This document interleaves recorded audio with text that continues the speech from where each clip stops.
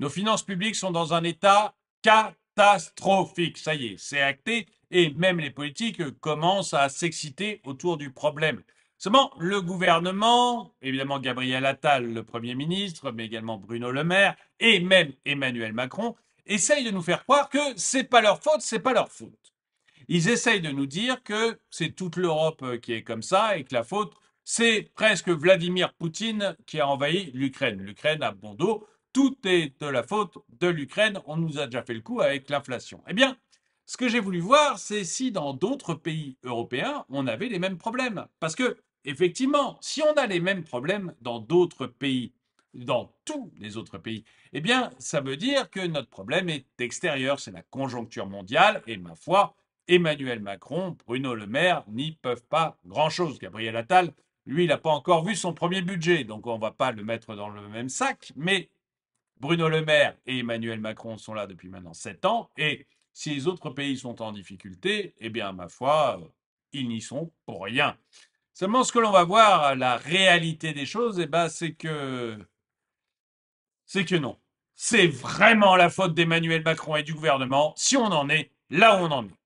Bonjour et bienvenue dans cette nouvelle vidéo de DME en direct. Comme toujours, si vous n'êtes pas abonné, eh ben, je vous suggère de le faire et de cliquer sur la cloche pour être prévenu lorsque je sors une nouvelle vidéo. Et vous pouvez aider la chaîne en allant sur la boutique DME, donc onglet boutique si vous êtes sur dromaeconomy.com, si vous êtes sur la chaîne DME ou si vous êtes sur la chaîne Droma Economy, onglet boutique. Et puis sinon, en dessous de cette vidéo, si vous êtes sur un smartphone, bah, vous devez voir ce suite apparaître, le suite de la chaîne.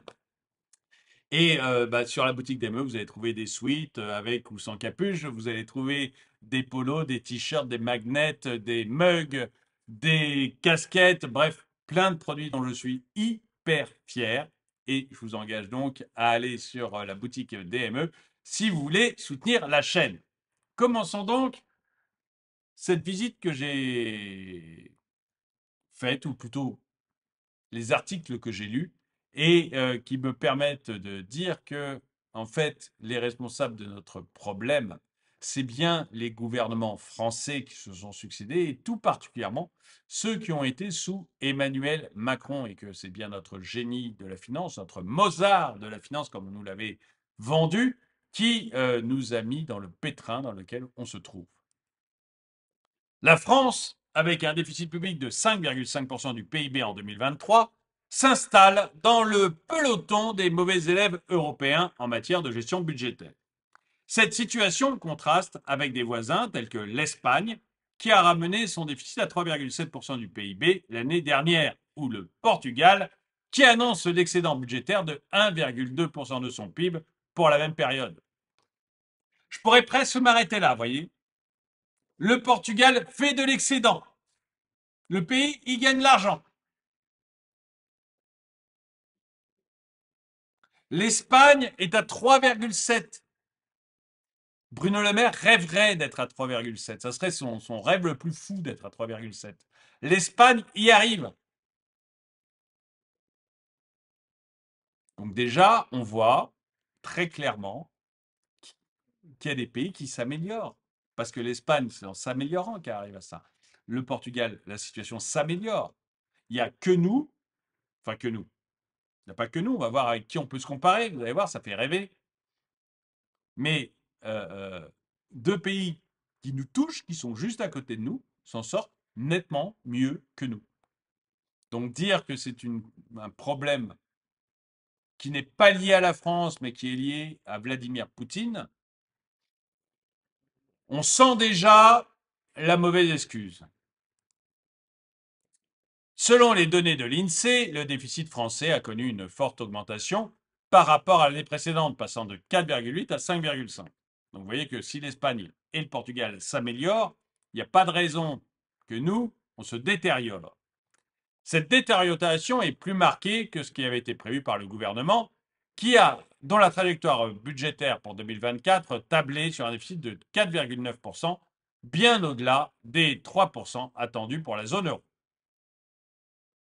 Comparativement à d'autres pays européens, la France se trouve désormais parmi les plus mal classés en termes de déficit public. L'Espagne, par exemple, affiche un déficit de 3,7% de l'Italie, tandis que du PIB, pardon, tandis que l'Italie a réduit le sien à 7,2% en 2023. Bon, bah, l'Italie, c'est moins bien que nous malgré tout, mais ça s'améliore, alors que nous, ça se détériore. D'autres pays, comme le Portugal, ont même dégagé des excédents budgétaires. Les statistiques d'Eurostat pour le troisième trimestre 2023 permettent de mieux situer la France par rapport à ses voisins, avec un déficit de 4,8% à cette période. Donc, ça compte, on est à 5,5, mais parce que ça s'est encore détérioré au quatrième trimestre. Mais pour l'instant, on n'a pas les chiffres de tout le monde au quatrième trimestre, donc on s'est arrêté au troisième trimestre d'Eurostat. Donc la France se place devant des pays comme la Slovaquie, ouais, la Bulgarie, ouais, la Pologne, mais reste en deçà des pays comme l'Espagne, la Belgique et l'Autriche. Donc grosso modo, les pays qui font moins bien que nous, c'est les Slovaques, c'est la Bulgarie, c'est la Pologne, les anciens pays de l'Est. Franchement, si un jour on m'avait dit que la France serait comparable à la Slovaquie, ça m'aurait fait chier. Pleurer. Franchement. Vous vous rendez compte qu'on se compare à la Slovaquie et à la Bulgarie. Vous allez voir, on va même se comparer à la Roumanie. On est dans le peloton des nuls. On est dans le peloton des nuls. C'est impressionnant. En analysant les prévisions de la Commission européenne pour l'ensemble de l'année 2023, la France se retrouve dans le top 8 des déficits les plus élevés, avec un déficit de 4,8%, derrière des pays comme la Roumanie, la Pologne et l'Italie. La Roumanie. On se compare à la Roumanie. Qu'est-ce que vous voulez que je vous dise, moi? Qu'est-ce que vous voulez que je vous dise? Donc, encore une fois, 4,8, c'est parce que le troisième trimestre. Mais maintenant, on connaît le résultat, c'est encore pire. Certains économistes soulignent cette tendance inquiétante pour la France. Pour Éric Heyer, de l'Observatoire français des conjonctures économiques, le FCE, là, qui est plutôt un économiste de gauche, keynésien. Éric Heyer, c'est plutôt un keynésien, voilà, comme économiste. C'est un bon économiste, hein, sauf que quand vous avez le tropisme keynésien, vous ne pouvez pas être un très bon économiste. Mais je veux dire, bon, voilà, c'est pas c'est pas un fou furieux d'extrême gauche qui n'y comprend rien, qui n'y connaît rien et qui applique juste des théories sur des machins. C'est plutôt quelqu'un qui est posé et qui réfléchit. Donc c'est un bon économiste. Euh, donc, pour Éric Heyer, la France a connu un retournement en 2023, entrant dans la crise avec un déficit déjà supérieur à celui de ses voisins et ne parvenant pas à réduire cet écart, contrairement à d'autres pays européens. Nous, c'est notre problème, c'est-à-dire que quand les choses vont bien, le gouvernement se dit ça va bien, je ne vais pas prendre de risques, je ne vais pas aller fâcher mon peuple, donc ça va bien, je ne fais rien, je ne mets pas de noisettes de côté, et du coup, quand on arrive dans une crise, nous, on y arrive, mais tout droit. Parce qu'on n'a mis aucune noisette de côté. On n'a rien changé parce qu'on a l'impression que ça allait bien. Le peuple dormait, on allait être réélu, tout allait bien. Alors qu'en principe, quand vous êtes au gouvernement, c'est le moment où tout va bien. Vous mettez un maximum de noisettes de côté. Et comme ça, quand tout va mal, vous avez de quoi manger. C'est la technique de l'écureuil. Nous, en France, on ne fait jamais ça. À chaque crise, on arrive dans la crise, mais on tape fort dans la crise. Et plus ça va, plus on tape fort dans la crise.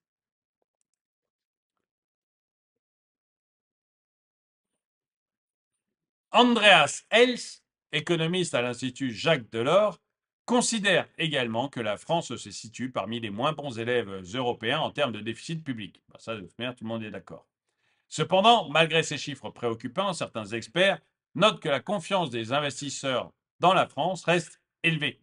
Les adjudications se déroulent bien. Donc, vous savez, les adjudications, c'est que tous les mois, toutes les semaines, on émet de la dette. La France émet de la dette, je crois que c'est le jeudi, donc toutes les semaines. Elle émet plusieurs milliards de dettes. Et pour l'instant, on trouve preneur. Tout le temps. Pour l'instant, ça se passe bien. avec une demande d'achat 3 fois supérieure à l'offre de dépenses publiques. De plus, la France bénéficie toujours de notations élevées de la part des agences de notation, contrairement à des pays comme la Grèce. Donc, voilà, on a des notations qui ne sont pas mauvaises. Fitch ne va pas changer la notation, ils l'ont dit, parce qu'ils l'ont changé l'année dernière. Ils nous ont abaissé notre notation en avril de l'année dernière. Cette année, ils ne bougeront pas, c'est ce qu'ils ont dit. Ça ne les engage pas. On va voir s'ils changent d'avis là dans la semaine qui vient, mais a priori, ça ne devrait pas changer pour Fitch. Donc, on a une notation qui n'est pas mauvaise par rapport à la Grèce. Mais là aussi, vous voyez avec qui on se compare. On est la France. Avant, notre comparaison, c'était les États-Unis, c'était l'Angleterre, c'était l'Allemagne. Maintenant, on se dit super, on est mieux que la Grèce. On se compare avec la Hongrie, la Roumanie et la Pologne.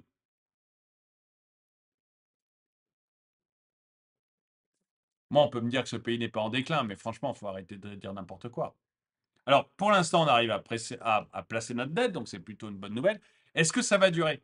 Moi, je vous dis, on commence à être nombreux à en douter. Bon, il y en a, Charles Gave pense que non, c'est la fin de la fin. Bon, ok, je suis moins catégorique que lui. Je commence à me dire que quand même, on place énormément de dettes, 300 milliards à peu près cette année, encore 300 milliards l'année prochaine. Donc on place énormément de dettes. Ça va, il y a un moment où ça va coincer. Donc soit les taux d'intérêt vont augmenter très vite et on sera obligé de dire qu'on ne peut plus le faire. Soit on va nous refuser notre dette, mais ça, il y a peu de chance. Mais vous voyez, à un moment où ça reste de coincer. Et vous savez qu'en Italie, ça s'est passé en une semaine. Je crois que ça a duré 15 jours, même 15 jours en Italie. C'est-à-dire qu'il y avait un gouvernement, Berlusconi. Alors Berlusconi, pour ceux qui ne s'en rappellent pas, c'était un vieux monsieur, mais qui contrôlait l'ensemble des médias italiens. Et il semblait totalement indéboulonnable de son poste de Premier ministre. Il semblait vraiment totalement indéboulonnable. Et puis, en 15 jours, l'Italie n'a pas réussi à placer sa dette. Et donc, les taux d'intérêt, pour pouvoir placer sa dette, ont augmenté. Ils sont passés à 7%. Placer sa dette, c'est simple. Tout le monde veut acheter votre dette. Vous êtes l'Allemagne. Tout le monde veut acheter votre dette parce qu'ils ont confiance en vous. Vous placez votre dette à 1%. Je ne sais pas où est l'Allemagne aujourd'hui. Je donne le chiffre au hasard. Peut-être qu'elle est à 2, je n'ai pas regardé. Bon. Mais vous placez votre dette à 1%. Les gens doutent un petit peu de votre dette, mais pas trop. Un petit peu. Vous êtes la France. Vous placez votre dette à 3%. Par contre, plus les gens vont douter du fait que vous soyez capable de rembourser, plus ils vont demander des taux d'intérêt élevés pour pouvoir compenser ce doute. C'est comme vous, dans votre banque, quand vous faites un prêt immobilier. Si vous êtes un très bon profil, la banque va accepter de vous prêter et vous allez pouvoir négocier votre prêt et probablement avoir le taux le plus bas possible. Et si vous êtes un très mauvais profil, soit la banque va refuser votre prêt, soit elle va quand même l'accepter, mais en vous demandant le taux d'intérêt le plus élevé possible. C'est exactement la même chose avec la dette des États. Et c'est ce qui était passé avec l'Italie. Les gens ont demandé en 15 jours, ça va très très vite, tout se passait bien. 15 jours après, l'Italie a emprunté à 7% pour pouvoir placer sa dette. Et à ce moment-là, en fait, la dette n'était plus soutenable, c'est-à-dire que l'Italie ne pouvait plus payer à 7%. Ils ont été obligés de demander le secours de l'Europe et l'Europe a accepté. À l'époque, c'était Angela Merkel, la grande patronne. Angela Merkel a accepté en disant OK, mais Berlusconi, tu dégages et votre Premier ministre, c'est lui. C'est-à-dire que c'est Angela Merkel qui a choisi qui serait le Premier ministre de l'Italie. Donc vous voyez, l'Italie, ce n'est pas un petit pays. C'est un énorme pays. C'est comparable à la France, l'Italie. Eh bien, en 15 jours, elle s'est effondrée. Alors, est-ce que ça va arriver à la France? Je ne sais pas. Pour l'instant, on n'en a pas l'impression. Mais c'est vrai que les sommes qu'on emprunte sont colossales et que l'on s'aperçoit qu'on a de plus en plus quand même de difficultés à tenir notre budget. On est au maximum des impôts. On ne peut pas augmenter les impôts en France. Ça va devenir très compliqué d'augmenter les impôts en France, puisqu'on est ceux qui avons le plus d'impôts de l'ensemble de l'OCDE. Du coup, voilà, il y a de plus en plus d'économistes qui commencent quand même à se dire que ça va poser de sérieux problèmes. Certains, je vous l'ai dit, pensent même qu'on n'y arrivera pas et que dans les 2, 3 prochaines années, Ça va être une cata absolue en France. Moi, j'hésite. Dites-moi, je ne suis pas encore certain de mon coup, donc je retiens ma parole pour le moment. Mais vous, dites-moi ce que vous en pensez. Est-ce que vous pensez que la France va continuer à s'en sortir? Ou est-ce que vous pensez que ça y est, ça va être l'Alali?